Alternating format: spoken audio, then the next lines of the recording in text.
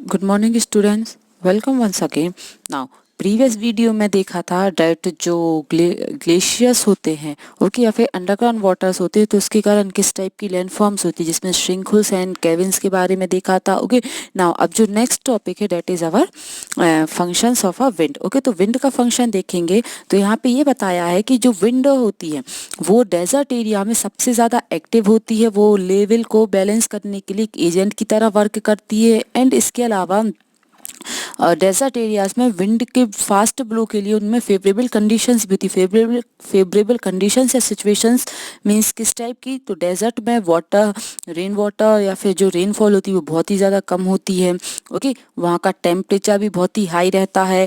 And साथ साथ वहाँ पे जो विंड रहती है वो भी बहुत फास्टली ब्लो करती है। और वहाँ का वेजिटेशन भी बहुत ही ज़्यादा कम होता है। वेजिटेशन मीन्स फार्मिंग वगैरह जो होती है वो भी बहुत कम होती है डेजर्ट एरियाज में। ओके, तो इस टाइप की फेवरेबल सिचुएशंस विंड की इरोजन के लिए वहाँ पे डेजर्ट एरियाज में रहती है। और साथ ही साथ वहाँ का जो रॉक्स होती है, जो ओपन रॉक्स होती है, वो डे टाइम में बहुत ही ज़्यादा गर्म होती है। और जैसे जैसे रात होती जाती है उसका टेम्परेचर धीरे धीरे कम होता जाता है, मतलब नाइट आते आते तक वो ठंडी हो जाती है रॉक्स। ओके, तो यही जब डे टाइम में गर्म रहना और रात में आके वापस कोल्ड हो जाना, तो इसके कारण वहाँ की जो रॉक्स होती है उनमें क्रैक्स आने लगते हैं। ओके, और वो उस कुछ टाइम बाद वो ब्रेक हो जाती हैं स्मॉल स्मॉल पार्टिकल्स में, ओके, स्मॉल पीसेस में।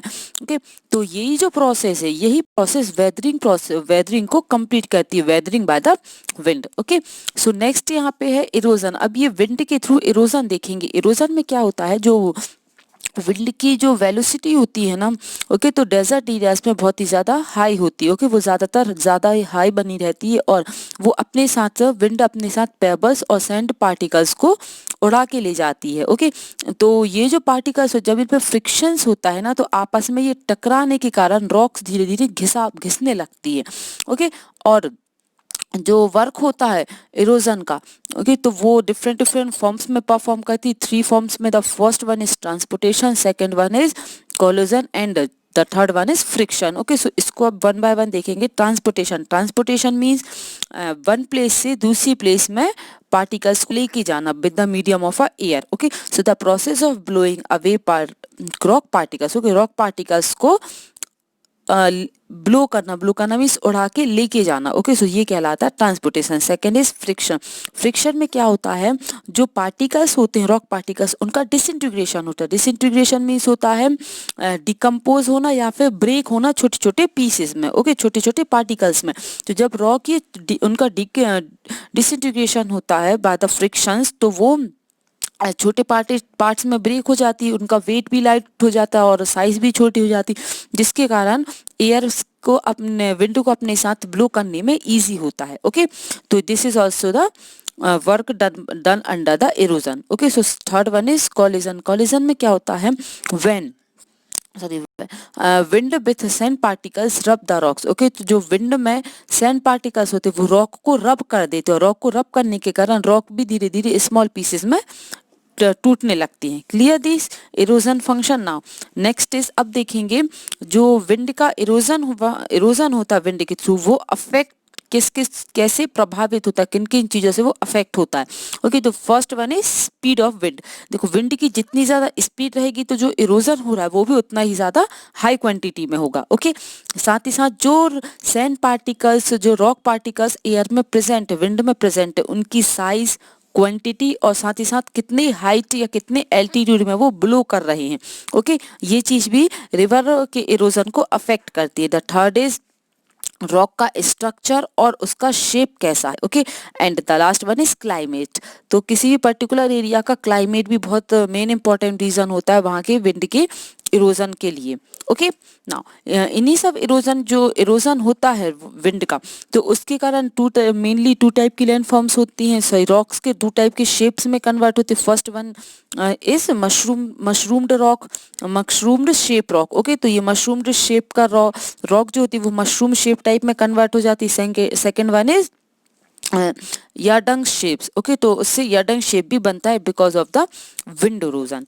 Clear the erosion, transportation complete. Now the next is deposition. Deposition में क्या होता है, सी जो विंड अपने साथ सैंड पार्टिकल्स को लेके जा रहे हैं, वो कहीं ना कहीं जाके तो स्टॉप होगी, कहीं ना कहीं जो विंड की वेलोसिटी है, ओके, उसकी जो स्पीड है विंड की वो कम होगी, और जैसे कम होने लगेगी तो ये पार्टिकल्स अपने वेट एंड साइज के साथ वैसे वैसे हवा से नीचे थमने लगेंगे। Okay, so wind carry away the particles, but जो विंड अपने साथ पार्टिकल्स लेके जाती है तो जैसे ही वेलोसिटी कम होती है वो पार्टिकल्स भी नीचे ड्रॉप होने लगते हैं। Okay, and some of the parts deposit, उसका कुछ part, some of the important depositional form, कुछ उसके जो इम्पोर्टेंट मतलब जो डिपॉजिट्स हो जाती है उनसे कुछ इंपॉर्टेंट लैंड फॉर्म्स बनती है, जैसे कि sand dunes and barchans and loess deposits. Okay, तो अब ये सैंड ड्यूज वगैरह होते क्या है ये देखेंगे।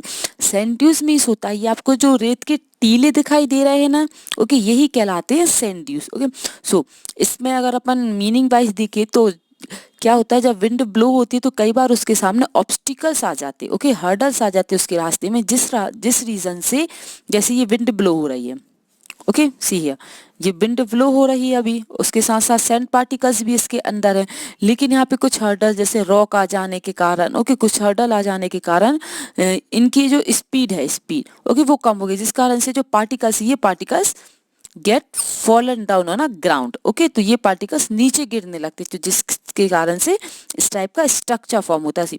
When some obstacles come in the path of, जब कुछ सैंड के रास्ते में कुछ ऑब्स्टिकल्स आ जाते हैं तो वो जो सैंड पार्टिकल्स होते हैं वो नीचे गिरने लगते, डिपॉजिट्स होने लगते और ड्यूज बना लेते। ड्यूज में स्टीले टाइप के स्ट्रक्चर फॉर्म करते हैं। ओके, तो इन्हीं and these are formed at a place where the wind always blow from a particular direction। Okay, और ये यूजुअली कहाँ पे होती है कि जिस डायरेक्शन से ब्लो पर्टिकुलरली फ्लो होती हुई आ रही है, ओके, तो जिस डायरेक्शन में आ रही है उस डायरेक्शन में मोस्टली फॉर्म होती है। Got it. Now the second is loess. Loess क्या होता है, ये एक टाइप की क्ले भी कहलाती है। ओके, जो फाइन पार्टिकल्स होते हैं सैंड और स्टोन्स के, जो कि एयर में रहते हैं, प्रेजेंट रहते हैं विंड में, ओके, तो दे आर कैरीड, जो कि बहुत लॉन्ग डिस्टेंस से एयर अपने साथ लेके आ रही है। ओके, लेकिन कई ऐसे क्लाइमेटिक रीजंस के कारण, स्पीड के कारण वो वहां पे कहीं गिर जाते हैं। ओके, डिपॉजिट्स हो जाते हैं लुइस। ओके, और ये बेसिकली कहाँ पे होती है, जो प्लेन होता है, प्लेन फॉर्म, जो प्लेन एरियाज होते हैं उस रास्ते में ये कलेक्ट हो जाते हैं, जिसको लुइस कहते हैं। व्हाट इट दिया द इम्पोर्ट, और इसको अपन ज्यादातर जो ये रीजन है लुइस रीजन, ये सबसे ज्यादा इम्पोर्टेंट देखने को मिलता है वर्ल्ड में। चाइना का जो नदन पार्ट है वहां पे ये लुइस रीजन अपन को देखने को मिलेंगे। Clear, this is the function of a rock, और उसके कारण लैंडफॉर्म जो फॉर्म होती है। न द लास्ट अब देखेंगे सी वेव्स का फंक्शन। ओके, तो यहाँ पे बताया जो सी वाटर होता है वो कभी भी एक समान शांत नहीं बना रहता, उसमें वेव्स हमेशा क्रिएट होती रहती हैं। ओके, इट ऑलवेज जो हमेशा एक्टिव रहता है डिफरेंट तरीके से, जैसे वेव्स के थ्रू करंट क्रिएट होती है, लो टाइड्स एंड हाई टाइड्स बनती रहती हैं विद, ओके, जो कि कंटिन्यू कोस्टल एरियाज को उसको डेवलप्ड करने के लिए और नए नए लैंडफॉर्म बनाने के लिए हमेशा रिस्पॉन्सिबल होता है। ओके, सो यहाँ पे बताया है डेट जो सी वेव्स होती है वो बहुत ही ज़्यादा इंपॉर्टेंट रोल प्ले करती हैं कोस्टल रीजन्स को बनाने में, उसके फॉर्मेशन के लिए, और सी वेव्स भी इरोजन, ट्रांसपोर्टेशन एंड डिपोजिशन का वर्क परफॉर्म करती हैं। अब ये कैसे करती है ये देखेंगे। जो वेदरिंग है फर्स्ट वन, ओके, तो इसमें बताया जो सी वेव्स होती है वो कंटिन्यू रेगुलरली हिट करती हैं रॉक्स को। ओके, जो सॉलिड रॉक के स्ट्रक्चर्स हैं कोस्टल रीजन्स के आसपास, कोस्टल रीजन में जहाँ पे वाटर आके जो समुद्र का पानी आके मिलता है जमीन से। ओके, तो जो कोस्टल रीजन से, कोस्टल एरियाज में हमेशा जो चट्टानें होती है वो वाटर से हमेशा टकराती रहती है। ओके, हिट होते थे, जिसके कारण से जो शेप होता है रॉक का वो धीरे धीरे छोटा और शार्प होता जाता है। ओके, और जिससे जो रॉक पार्टिकल्स होते हैं वो घिसने लगते हैं स्लोली। ओके, तो जिससे वेदरिंग का वर्क परफॉर्म होता है, क्योंकि वो पार्टिकल्स घिसने लगे। ओके, वो वहां से मूव होने लगे। क्लियर, सो इससे दिस रिजल्ट है ना इरोजन, इससे जो ओशियन के बैंक्स होते हैं ना, किनारे होते हैं, वहां पे इरोजन का फंक्शन होता है। ओके, एंड इसी इरोजन के कारण अलग अलग टाइप के फॉर्मेशंस बनते हैं। क्लियर ना, अब देखेंगे ट्रांसपोर्टेशन। ट्रांसपोर्टेशन में बताया है द सी वेव्स ट्रांसफर जो सी वेव्स होते हैं, जब वो वेदरिंग के थ्रू जो पार्टिकल्स टूटते हैं, ओके, तो जो सी की वेव्स होती है वो उन पार्टिकल्स को एक जगह से दूसरी जगह लेके जाते हैं, ओके। जो रॉक के ब्रोकन पार्टिकल्स है दे कैरीड और transport the particles from one place to the another place. Clear? Now अब नेक्स्ट देखेंगे डिपोजिशन का फंक्शन। ना डिपोजिशन में क्या होता है, इरोजन में वो मूव हो रहा है, ओके, ट्रांसपोर्टेशन में वो लेके जा रहा है शिफ्ट। अब जो मटेरियल शिफ्ट होके गया है वो एक जगह आके कलेक्ट तो होगा, ओके, तो वही कहलाता है डिपोजिशन। डिपोजिशन में क्या होता है, द पार्टिकल जो सी वेव्स होती हैं परफॉर्म द डिपोजिशन का वर्क भी परफॉर्म करती है कहाँ पे, जो फ्लैट एरियाज है या फिर जो लेबल्ड कोस्टल प्लेन्स है वहां पे, ओके। तो इसके कारण अलग अलग टाइप के लैंड फॉर्म्स होते हैं, जो इको स्ट्रक्चर जो लिथो स्ट्रक्चर्स होते हैं, लिथोस्फियर्स बनते हैं, जैसे कि beaches, sand bars, lagoons etcetera, okay. तो अब ये वन बाय वन देखेंगे। बीच क्या होता है, बीच अपन सभी ने सुना होगा, बहुत ही ज्यादा नॉर्मल वर्ड है जो समुद्र के कॉर्नर्स में हमेशा आप लोगों ने देखा होगा, जैसे चेन्नई में जो मरीना जो ड्राइव्स है वहां पे, मुंबई में जो चौपाटी रीजन्स हैं, ओके, जो क्या सॉरी जो गोवा एंड कर्नाटका के रीजन में, इसके अलावा जो कच्छ रण है, जो कच्छ वहाँ गुजरात में, तो ये सब रीजन्स बीचेस के कहलाते हैं, ओके। तो अब बीचेस मीनिंग देखेंगे, जो सी वेव्स होती है ना वो जो वेदर्ड मटेरियल्स होते हैं, मतलब जो इरोजन मटेरियल होते हैं वो सी वेव्स अपने साथ लेके आती हैं और एक जगह आके कलेक्ट हो जाती है, ओके। कुछ टाइम बाद ये जो एरियाज हैं उन एरियाज में धीरे धीरे लैंड कलेक्ट होने लगती है, ओके। डिपॉजिट्स के कारण जो पार्टिकल्स है वो एक जगह आउटसाइड्स में, मतलब पहले ये सी वेव्स अंदर लेके आई वाटर के, ओके, फिर ये वेव्स के थ्रू ये पार्टिकल्स धीरे धीरे कॉर्नर्स में कलेक्ट होने लगती, जिसके कारण एक लैंड फॉर्म हो जाता है। उसी लैंड फॉर्म को बीच बोला जाता है, ओके, जिसमें pebbles, mud deposits, pebble, muds, जो सैंडी पार्टिकल्स है वो पूरे कलेक्ट होते हैं, ओके, बीच में। जिसके एग्जांपल्स अभी बता चुके, जैसे मुंबई में चौपाटी है, मरीना है, चेन्नई में, इसके अलावा गोवा एंड केरला में भी काफी सारे स्पेसेस हैं बीचेस के। और बीचेस को एक और नेम होता है, that is a pulins, okay. Beach has another called by another name, that is a pulins, okay ना। अब नेक्स्ट है सैंड बार। सैंड बार्स क्या होता है, बेसिकली जो कुछ कई बार क्या होता है, सैंड जब ये जो वेव्स होती जब वो ब्लो होती है ना, तो उनके सामने एक सैंड के एम्बार्कमेंट आ जाता है। एम्बार्कमेंट मीन्स एक टाइप के अपन दीवार कह सकते हैं, ऑब्स्टिकल्स कह सकते हो, कि सैंड के ऑब्स्टिकल्स आ जाते हैं, जिसके कारण पेबल्स जो होते हैं ना, सैंड या पेबल्स के, वो एक फ्लोर बना लेते, okay. They built up on a floor, not जो कि कोस्टल रीजन से बहुत ज्यादा दूर नहीं होता, इसी को बार्स कहते हैं। जैसे डायग्राम में देख सकते हो कि ये पूरा जो सी वाटर है, ओके, यहाँ पे ये बीचेस, ओके, लैंड है, नॉर्मल लैंड, ओके। तो ये जो these are the beaches, clear. तो यहाँ पे कुछ एरिया देख रहे होगे कि ये जो एरिया जो मैं शेड कर रही हूँ वहां पे वाटर नहीं आ पा रहा, क्योंकि यहाँ पे सैंड की एक हर्डल टाइप बन गया, जैसे ये पूरे, ओके। यहाँ पे भी वाटर इस एरिया में, लेकिन यहाँ पे वाटर नहीं आ पा रहा है, why, because of the bars, okay. एक दीवार टाइप की बन गई वाटर को, कि वो यहाँ पे नहीं आ पाई, तो that is called the sand bars, clear.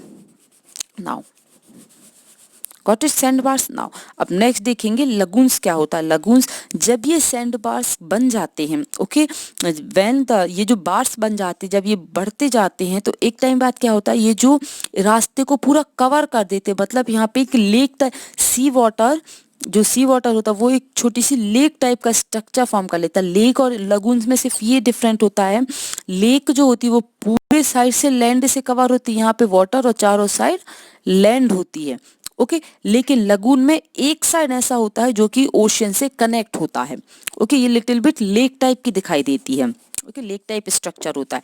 तो यहाँ पे यही बताया है, व्हेन द बार फर्दर, जब ये जो बार्स होते हैं सैंड बार, जब ये बढ़ते जाते हैं तो कोस्टल रीजन्स में से थोड़ा सा वाटर वो सेपरेट करना स्टार्ट करने लगते हैं, ओके। और वो पूरा सेपरेट नहीं हो पाता, बस थोड़ी सी प्लेस से ये सी वाटर से कनेक्ट होता है, that is called the lagoons, clear.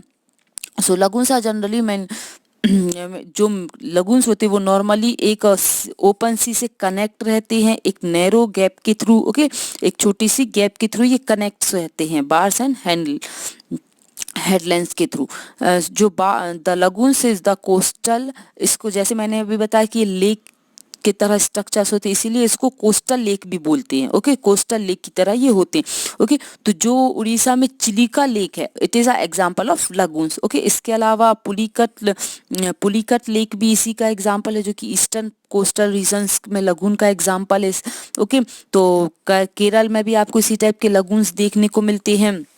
So this is all about the function of a sea waves. Now अब देखेंगे सॉइल के बारे में कि सॉइल कैसे फॉर्म होती, इरोजन सॉइल में कैसे होता है, और साथ ही साथ उसका कंजर्वेशन क्यों जरूरी है। ओके, तो सॉइल होती क्या है? सॉइल एक थिक लेयर है, पतली सी लेयर, जो कि ऑर्गेनिक एंड इनऑर्गेनिक मटेरियल्स के कारण बनती है, जो अपने लैंड के अपर सरफेस को कवर करती है। That is called the soil. Okay, soil is a fine particle. Layer of जो सॉइल की लेयर होती है वो बहुत ही ज़्यादा हेल्पफुल और मेन रीज़न होती है वेजिटेशन के लिए। अगर सॉइल नहीं होगी तो वेजिटेशन भी पॉसिबल नहीं हो पाएगा। ओके, सॉइल एंड साथ ही साथ ह्यूमन बीइंग, जो ह्यूमन लाइफ है, ह्यूमन बीइंग्स की जो लाइफ है, उसके लिए भी बहुत ही ज़्यादा सिग्निफिकेंट रोल प्ले करती है, एंड एंशिएंट कल्टीवेशन को डेवलप्ड करने में भी बहुत ही ज़्यादा रिस्पॉन्सिबल रही है सॉइल। ओके, अब इसके की एजेंट्स देखेंगे। सॉइल जो फॉर्म होती है वो किस कारण से होती है। ओके, सो उसका सबसे फर्स्ट दिया पेरेंट रॉक। पेरेंट रॉक के अंदर में ये बताया है that the underlines rock containing the material, जो सॉइल में जो रॉकी पार्टिकल्स होते हैं ना, रॉक कंटेनिंग द मिनरल, जो ऐसे रॉक जिनमें मिनरल्स होते हैं। ओके, वो मिनरल्स के वो रॉक कहलाती है bed rocks. Clear? Bed rock means होता है a rock which contains the minerals. Okay, so the soil form, जो सॉइल फॉर्मिंग मिनरल्स मटेरियल्स, जो सॉइल ऐसे मटेरियल जो सॉइल बनाते हैं, okay, is obtained by the weathered. वो किससे मिलते हैं? रॉक्स के वेदरिंग के कारण, रॉक के इरोजन के कारण। Clear? This formed the inorganic pieces of a rock. ये इनऑर्गेनिक पीसेस बनाते हैं रॉक को, एंड द जो पेरेंट रॉक होता है वो हेल्प करता है केमिकल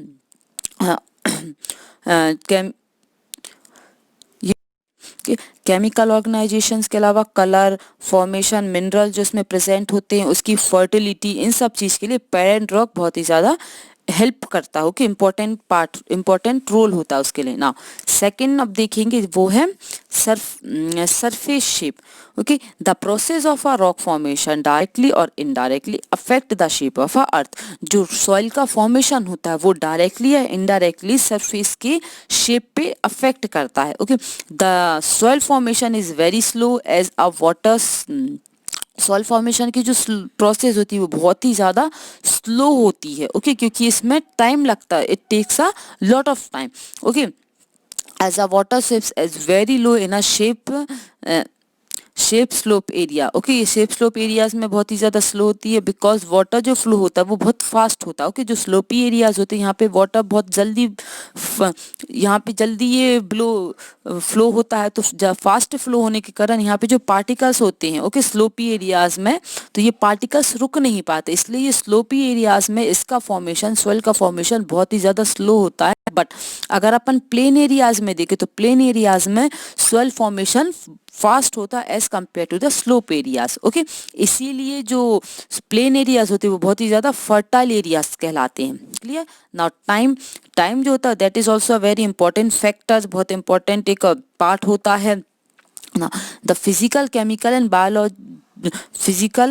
एंड बायोलॉजिकल एक्टिविटीज जो होती है, जो चैप्टर की स्टार्टिंग में देखी थी अपन ने। ओके, सो इन सब प्रोसेस जो सॉइल फॉर्मेशन के लिए बहुत इंपॉर्टेंट रहती हैं, ये तीनों प्रोसेस, जो कि यही प्रोसेस बहुत ही ज़्यादा स्लोली वर्क करते हैं। ओके, बहुत लॉन्ग टाइम टेकिंग एक्टिविटीज होती है, जिस कारण से जो सॉइल फॉर्मेशन की एक्टिविटी होती है that is also a very lengthy होती है। ओके, बहुत ही ज़्यादा टाइम टेकिंग होती है। क्लियर?